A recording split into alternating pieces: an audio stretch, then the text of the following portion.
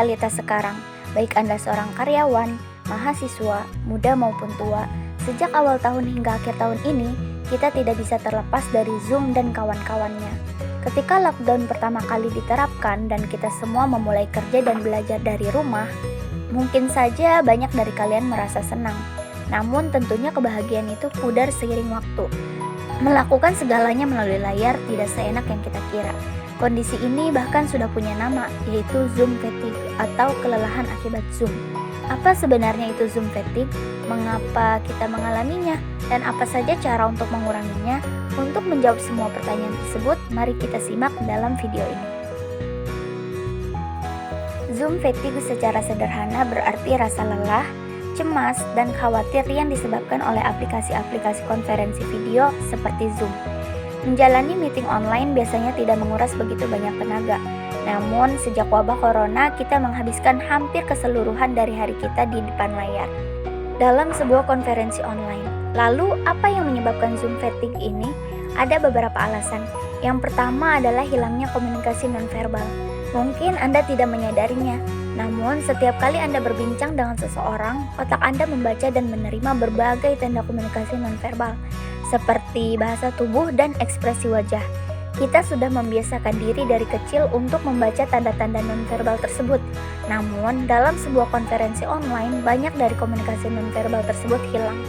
Sehingga kita harus mengeluarkan tenaga lebih banyak untuk menebak apakah yang kita katakan diterima dengan baik oleh lawan bicara atau tidak.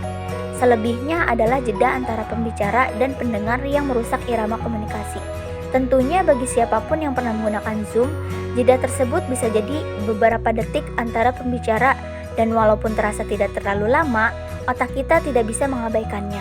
Berkomunikasi secara berirama adalah sesuatu yang kita pelajari sejak kecil, dimulai saat masih bayi, ketika kita bergerak sebagai respons terhadap kata-kata yang diucapkan pada kita.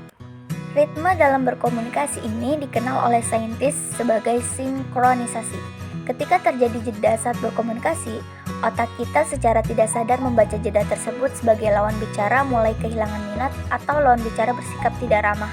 Secara tidak sadar, kita berusaha sebisa mungkin untuk kembali sinkron, sehingga menyebabkan kelelahan. Yang terakhir adalah bagaimana konferensi online memicu respon fight or flight. Kita secara tidak sadar memiliki respon yang negatif terhadap wajah-wajah yang terlalu besar atau terlalu dekat. Apalagi jika disertai kontak mata yang terlalu lama. Wajah-wajah tersebut memicu respon fight or flight dalam otak kita, yaitu respon yang muncul ketika kita merasa terancam dan terdorong untuk membalasnya antara dengan melawan atau kabur darinya. Jika kalian mengikuti berita, kalian pasti sadar bahwa pandemi ini sepertinya akan berlangsung lebih lama lagi. Jadi, apa saja yang bisa kita lakukan untuk mengurangi Zoom fatigue? Jawaban yang paling jelas adalah sebisa mungkin kurangi menggunakan Zoom. Gunakan aplikasi lain untuk bekerja sama yang tidak memerlukan konferensi video. Namun, kita juga mengerti bahwa banyak dari kalian tidak bisa menghindari konferensi video sepenuhnya. Oleh karena itu, satu-satunya cara untuk mengurangi Zoom fatigue adalah dengan mengurangi hal-hal yang dapat membuat otakmu lelah. Misalnya, kurangi jumlah orang yang terlihat di layar untuk mengurangi stimulasi berlebihan. Matikan videomu sendiri juga jika tidak diperlukan. Apabila ada waktu istirahat, gunakan waktu tersebut untuk melakukan aktivitas fisik atau berolahraga ringan, minum air putih, dan berbincang dengan keluarga jika ada. Pernyataan ini rada klise, tapi manusia memang benar-benar makhluk sosial dan pandemi ini telah membuktikannya. Meskipun kita tetap berbicara dengan teman, rekan kerja, dan kerabat, kita tetap merasa ada sesuatu yang hilang.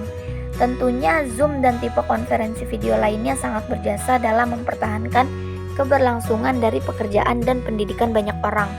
Namun, sama seperti banyak hal, jika kita menggunakannya terlalu sering, ujung-ujungnya kita jenuh juga.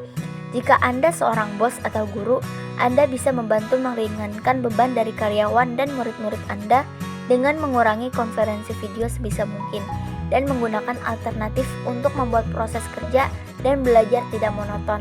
Untuk yang lain, luangkan waktu untuk melepaskan diri dari layar sepenuhnya. Tetap menjaga kesehatan fisik dan mental, dan jangan lupa untuk live meeting. Sekian untuk video kali ini, semoga bermanfaat. Terima kasih.